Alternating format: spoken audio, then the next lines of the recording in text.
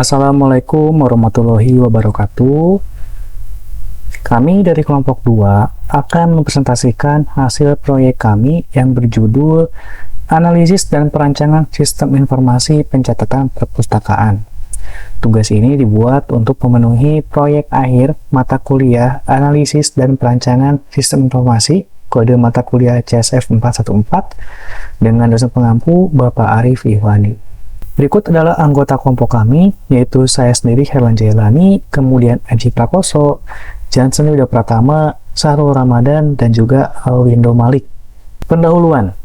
Untuk latar belakang masalah, proyek ini diawali dari pengamatan terhadap proses bisnis di perpustakaan lingkup fakultas yang mayoritas masih berjalan secara manual. Pencatatan transaksi yang mengandalkan buku besar menjadi sumber dari berbagai kendala operasional yang akan kita bahas selanjutnya. Identifikasi permasalahan utama. Dari sistem manual tersebut, kami mengidentifikasi 4 masalah utama, yaitu tingginya kerentanan kehilangan data. Kedua, sulitnya melacak status buku. Ketiga, proses yang tidak efisien bagi anggota.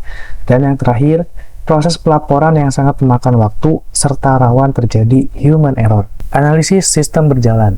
Gambaran umum untuk sistem yang sedang berjalan saat ini, yaitu sistem yang berjalan saat ini sepenuhnya manual.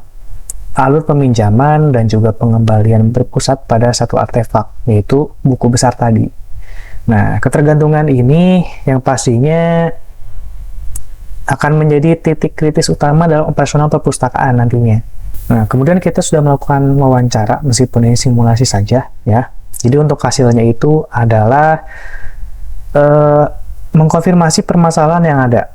Keluhan utama adalah sulitnya pelacakan, risiko kehilangan data, dan lamanya proses pelaporan. Nah, ada harapan nih untuk sistem dapat diakses secara online. Nah, ini adalah bisnis proses untuk peminjaman buku. Jadi si anggota akan mencari buku di rak, kemudian kalau misalnya bukunya ketemu, maka buku tersebut akan dibawa ke petugas dan juga anggota menyerahkan kartunya ke petugas. Nah, untuk petugasnya juga nanti bakal menerima buku sama kartunya, kemudian mencatat peminjaman di buku besar, memberikan stempel tanggal kembali bukunya pada kartu atau pada bukunya, kemudian juga menyerahkan kembali buku kepada anggota untuk bisa dipinjam seperti itu. Nah, untuk pengembalian bukunya modelnya seperti ini prosesnya. Jadi si anggota mereka menyerahkan buku kepada petugas. Kalau misalnya ada denda, pastinya harus bayar denda. Kalau tidak, langsung selesai seperti itu.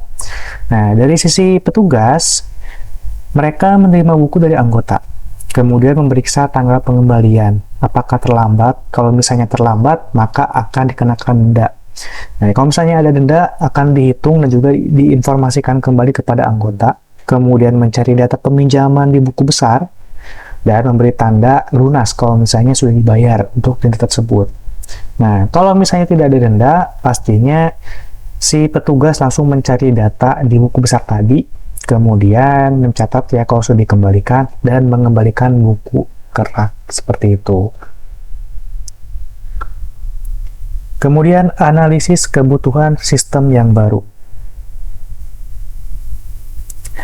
Nah, solusi yang diusulkan berdasarkan analisis masalah tadi, kami mengusulkan solusi berupa sistem informasi perpustakaan ya, pencatatan perpustakaan digital berbasis web, yang tujuannya adalah untuk menciptakan sebuah sistem yang efisien, aman, terintegrasi, dan mudah diakses oleh semua pihak yang terlibat. Kemudian juga ada kebutuhan fungsionalnya. Nah, ini contohnya ada autentikasi pengguna. Jadi nantinya anggota dan juga pengelola bisa melakukan login gitu ya, dengan kredensial yang mereka punya ke dalam website tersebut. Kemudian juga nantinya para pengunjung atau anggota bisa mencari buku secara online, jadi tidak perlu mencari-cari di rak perpustakaan ya secara langsung. Kemudian juga ada proses transaksi peminjaman, jadi nanti peminjaman bisa lewat dari website, tidak perlu datang langsung ke petugas. Kemudian juga nantinya pasti si petugas dapat mengelola data buku. Jadi misalnya ada buku baru, atau mengubah data buku, atau menghapus data buku, dan lain-lain, seperti itu. Kemudian juga pastinya dapat membuat laporan secara otomatis untuk disampaikan ke kepala perpustakaan. Ada juga kebutuhan non-fungsional. Nah, jadi pastinya kami juga menetapkan standar kualitas melalui kebutuhan non-fungsional ini. Jadi, sistem ini harus aman, selalu tersedia, memiliki performa yang cepat, dan yang terpenting, mudah digunakan oleh seluruh pengguna tanpa memerlukan pelatihan khusus. Nah, kemudian perancangan sistem, desain prosesnya, kita menggunakan UML. Yang pertama ada use case. Jadi untuk use case ini, dia berfungsi untuk merinci fungsionalitas sistem. Nah, di sini kita bisa lihat dengan jelas siapa saja aktor yang terlibat dan fungsi apa saja yang bisa mereka akses. Misalnya nih, hanya anggota yang bisa meminjam buku dan hanya pengelola yang bisa mengelola data buku. Kemudian juga ada activity diagram. Kita ambil contoh activity untuk peminjaman buku.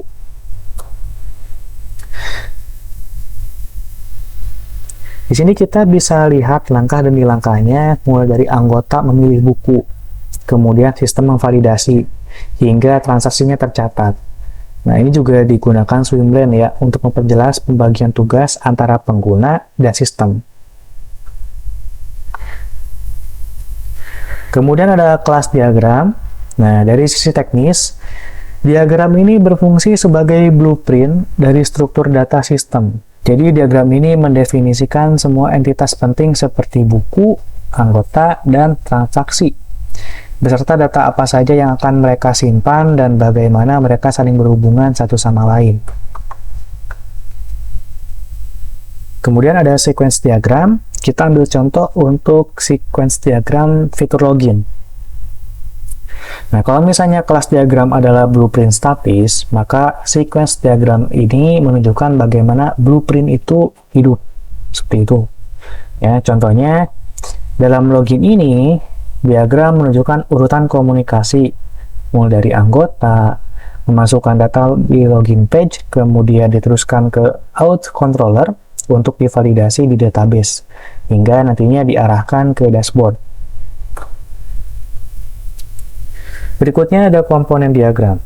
Komponen diagram ini membantu untuk mengorganisir sistem menjadi modul-modul yang lebih besar. Nah, di sini kita mengelompokkan fungsionalitas terkait seperti proses peminjaman dan pengembalian, dan menunjukkan bagaimana komponen-komponen ini saling bergantung untuk menjalankan fungsi sistem secara keseluruhan. Ada juga package diagram. Jadi mirip-mirip dengan komponen diagram. Diagram ini digunakan untuk mengorganisir elemen sistem. Jadi untuk membantu menyederhanakan model yang kompleks dengan mengelompokkan elemen-elemen terkait ke dalam satu paket, seperti paket transaksi yang nantinya digabungkan menjadi proses peminjaman dan pengembalian. Dan terakhir ada deployment diagram. Jadi deployment diagram ini memberikan gambaran arsitektur fisik. Jadi menunjukkan di mana setiap bagian dari sistem yang akan dijalankan. Nah, ini pengguna akan akses sistem dari perangkat mereka melalui protokol HTTPS ke web server. Nantinya, web server akan berkomunikasi dengan database server untuk mengelola data. Selanjutnya, untuk perancangan di bagian desain basis datanya. Nah, yang pertama ada Entity Relationship Diagram atau ERD. Jadi ERD ini berfungsi sebagai model data konseptual. Jadi diagram ini nantinya menggambarkan entitas-entitas utama yang terlibat dalam sistem perpustakaan dan bagaimana mereka saling berhubungan. Ini ada entitas utamanya anggota, ya, buku, dan pengelola. Kemudian juga ada hubungan antara entitas tersebut. Nah, ini ada entitas transaksi yang berperan sebagai entitas relasional yang menjembatani hubungan many to many antara anggota dan buku. Nah, tujuannya ERD ini untuk membantu memahami kebutuhan data sistem pada tingkat tinggi sebelum merancang database secara teknis. Nah, berikutnya ada Logical Record Structure atau LRS. Ya, jadi LRS ini adalah transformasi dari ERD tadi dan menjadi sebuah skema database yang logis atau logical seperti itu. Nah, diagram ini lebih teknis ya, dan juga menunjukkan bagaimana entitas tersebut akan diimplementasikan sebagai tabel-tabel database. Nah, ini strukturnya sih nantinya akan diubah menjadi tabel dengan kolom-kolom yang spesifik.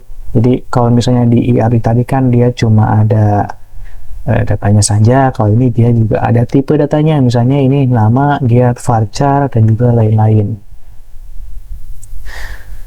Nah, di sini juga untuk primary key, dia didefinisikan secara eksplisit dibandingkan dengan ERD, seperti itu.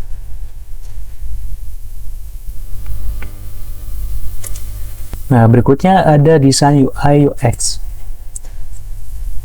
Dalam proyek ini, kami pastinya juga menggunakan metode-metode atau prinsip-prinsip yang disarankan dalam membangun desain UI maupun UX. Nah, ini contohnya untuk desain UI, kami menggunakan prinsip 10 heuristik usabilitas dari Jacob Nielsen, dan untuk UX-nya kita menggunakan prinsip Gestalt. Nah, berikutnya kita akan demonstrasikan secara langsung untuk bagaimana tampilan UI maupun UX-nya ya dalam proyek kami. Ini adalah prototipe kita untuk perpustakaan digital. Yang pertama-tama kita masuk atau yang biasa disebut juga login. Misal kita memasukkan NIM kita atau username kita.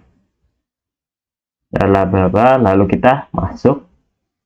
Kita bakal ada proses lalu berhasil dan kita masuk ke halaman utama di perpustakaan digital tersebut. Halaman pertama yang bakal muncul adalah di daftar buku. Lalu di sini ada 3 fitur yaitu daftar buku, peminjaman, pengembalian. Di daftar buku tersebut kita bisa lihat ada list buku tersebut yang tersedia, dan juga kita bisa lihat ada nama judul, author, pembuat bukunya, dan juga stok bukunya. Ini kita bisa lihat detail seperti ada deskripsinya, ISBN, tahun terbit, bahasa, panjang, lebar, berat buku, panjang, lebar, berat buku, jenis bukunya, jumlah halaman yang tersedia di buku tersebut, lalu dan status tersedia buku apakah ada atau tidak. Nah, kita akan bakal mencoba meminjam buku tersebut. Nah, otomatis dia akan masuk ke tempat peminjaman tersebut di sini. Nah, misal kita udah baca buku tersebut dan lalu kita ingin mengembalikannya, kita bisa lihat detail dan juga ada tanggal peminjaman dari 12 Agustus 2025 sampai tanggal pengembalian 19 Agustus 2025. Kita kembalikan bukunya.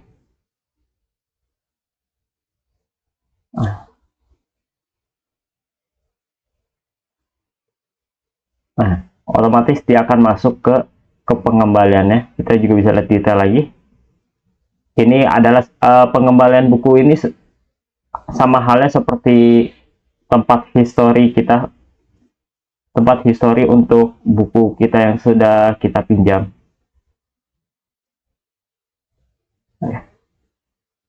Ya. Dan ada juga untuk ini cut ya, ini cut sampai pengembalian ya, Erlan.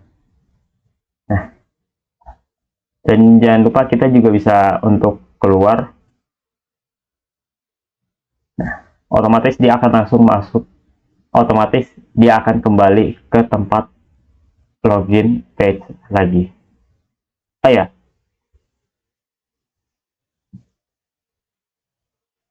di sini juga untuk pengunjung, kita juga bisa melihat list-list buku ini dengan cara kita lihat detail, tapi bedanya dia tidak ada untuk pinjam buku. Kenapa? Karena pengunjung hanya bisa melihat detail bukunya tersebut dan tidak bisa untuk meminjam bukunya. Kita tidak bisa juga kita juga tidak bisa menggunakan akses peminjaman dan pengembalian karena kita harus daftar jadi anggota terlebih dahulu sebelum untuk kita bisa meminjamkan buku yang ada di perpustakaan digital ini. Sebelumnya tadi untuk anggota, sekarang kita akan masuk sebagai pengelola. Kita login seperti biasa dengan akun pengelola kita. Kita sudah masuk ke halaman utama sebagai pengelola. Di fitur ini kita ada data buku, data anggota, transaksi, laporan, transaksi, dan juga laporan. Sebagai pengelola, kita bisa mengatur. Sebagai pengelola, kita bisa memanajemen buku-buku yang ada di sistem perpustakaan ini. Seperti contohnya ada Doraemon, Yuki, Detektif Conan, dan yang lain-lain. Kita bisa melihat daftar-daftar tersebut yang ada di data buku ini. Kita bisa pindah ke data anggota. Anggota-anggota ini kita bisa melihat daftar-daftar siapa aja sih anggota-anggota yang ada yang aktif. Bentar, ini cut lagi, cut sampai data buku, sampai halaman data buku sih. Pengen jelasin. Di data buku ini ada ID buku, judul buku, penulis, penerbit, jumlah buku yang tersedia, lalu status, apakah ada atau tidak untuk bukunya. Di action ini kita bisa delete ataupun edit buku tersebut. Kita juga bisa menambahkan buku terbaru yang ada di fitur ini. Kalau semisal kita ingin mencari bukunya, tetapi kita tidak menemukan dari tiap page-nya, kita bisa menggunakan search bar yang ada di sini. Kita lanjut untuk data anggota. Nah, untuk di data anggota ini, kita bisa melihat siapa saja yang sudah mendaftar menjadi anggota. Di urutan ini kita ada untuk nomor urutan dari tabel tersebut, ID anggota, nama anggota, email anggota tersebut, nomor telepon, alamat, status, apakah anggota tersebut masih aktif atau tidak, lalu juga seperti biasa masih ada action.